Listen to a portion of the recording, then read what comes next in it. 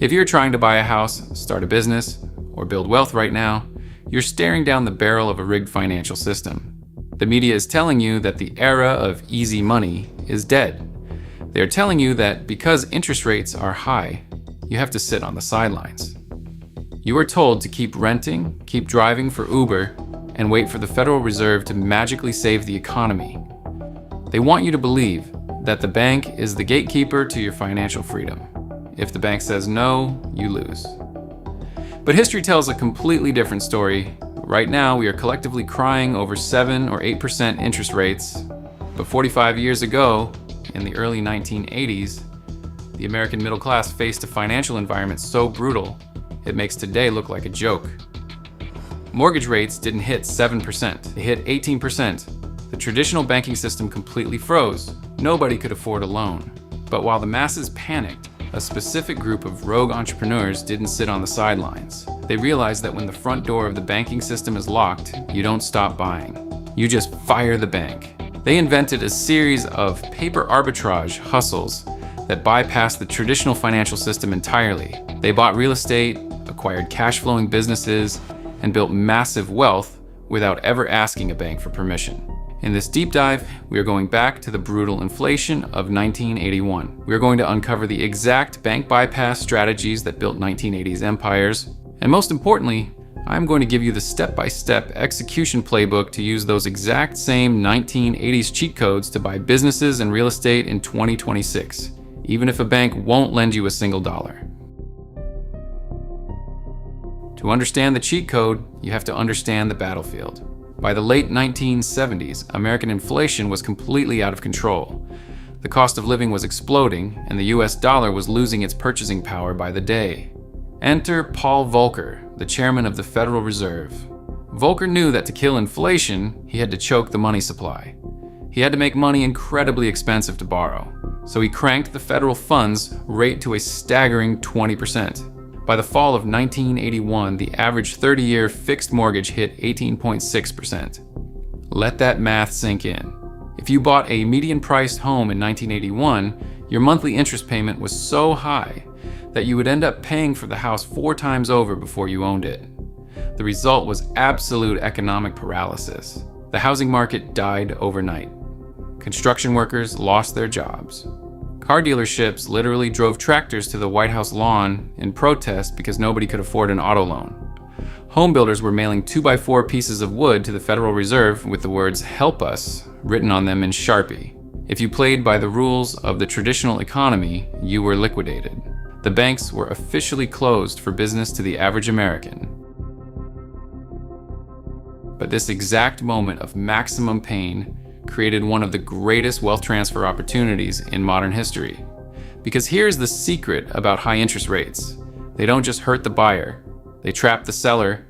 Imagine you were a guy in 1981 trying to sell your house, or a guy trying to sell your successful laundromat so you could retire.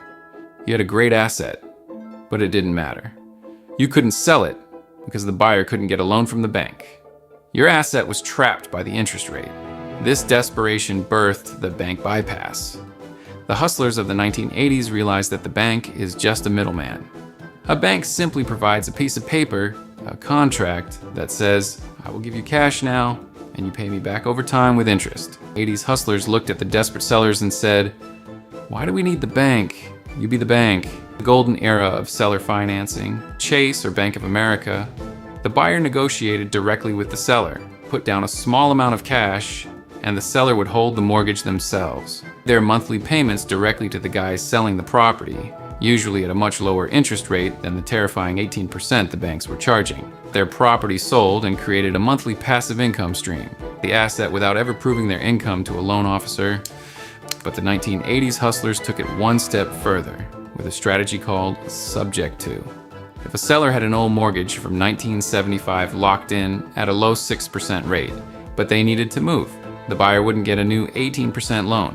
They would legally buy the house subject to the existing mortgage. The buyer would literally take over the seller's old, cheap monthly payments.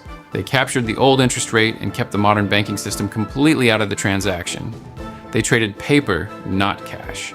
They bypassed the gatekeepers, and they made millions. Now fast forward to 2026. Look around. We're living through the exact same economic trap. We don't have 18% rates, but relative to the massive cost of modern housing and commercial assets, today's rates are just as suffocating.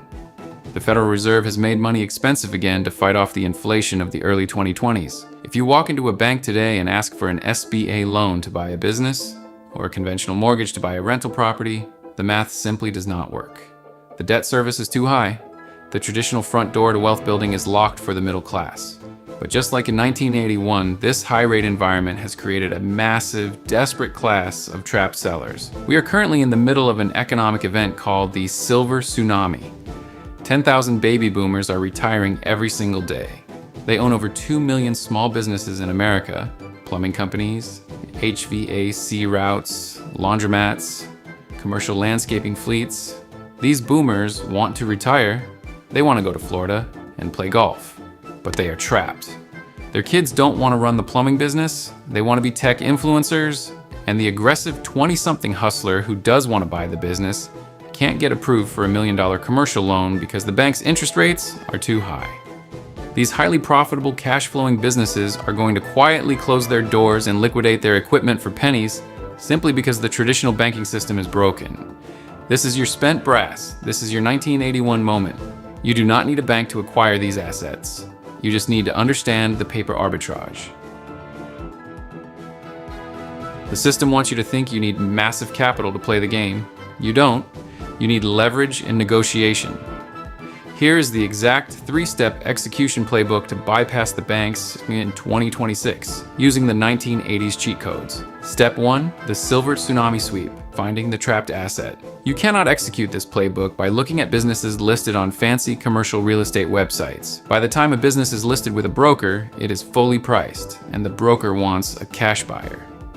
You're looking for the off-market tired owner. You drive around the industrial parks in your county. You're looking for specific visual cues, the commercial fencing company with faded trucks, the independent storage facility with no website, or the HVAC company that still uses AOL for their email address. You're looking for the business that has been operating for 30 years, makes incredible cash flow, but has an owner who has given up on growth because they are exhausted. You don't walk in wearing a suit and ask to buy their business. You introduce yourself, compliment their legacy, and ask what their exit strategy is. You are probing for pain. Their pain point is almost always taxes and legacy. If they sell their life's work for $2 million cash to a private equity firm, the IRS takes a massive cut instantly, and the firm will likely fire all their loyal employees. They want passive income, they want their legacy protected, but they do not want the headache of running the daily operations anymore.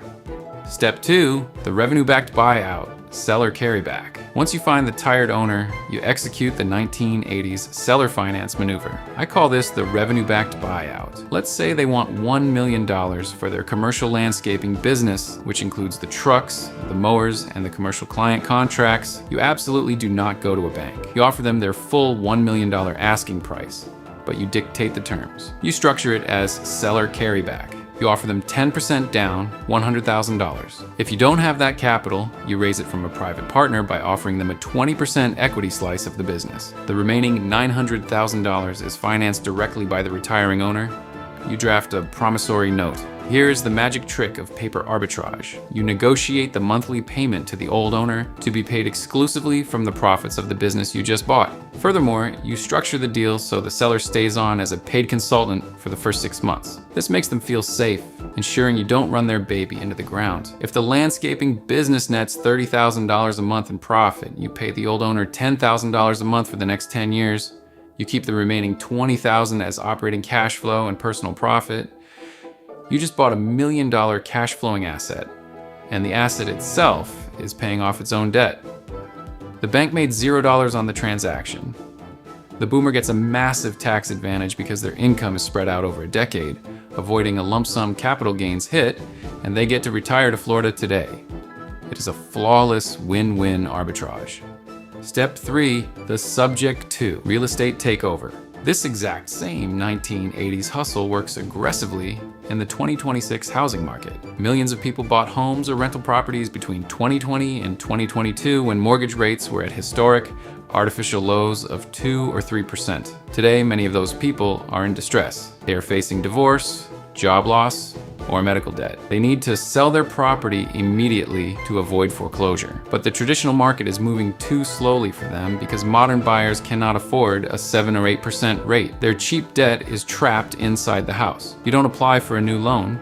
You execute a subject to contract. You find these off-market sellers by pulling pre-foreclosure lists or divorce filings from your local county courthouse. You approach the distressed seller and offer to take over their financial burden. You sign a legal document that transfers the deed of the house into your name, giving you full ownership of the asset, but the original 3% mortgage stays exactly where it is in their name. You just start making their payments for them. You just acquired a piece of real estate, completely bypassing the modern interest rate trap. You keep the historically cheap debt alive.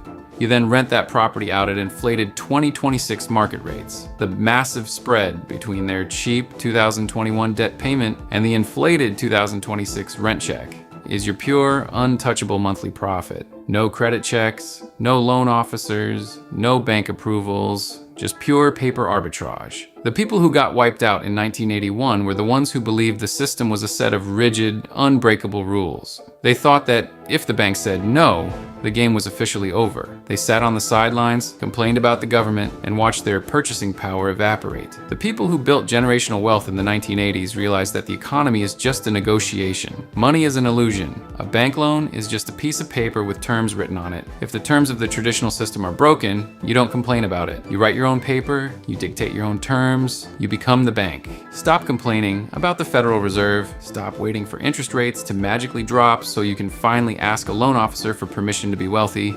The cash flowing businesses are out there. The tired, trapped sellers are everywhere in your city right now. They are praying for a way out. Execute the arbitrage.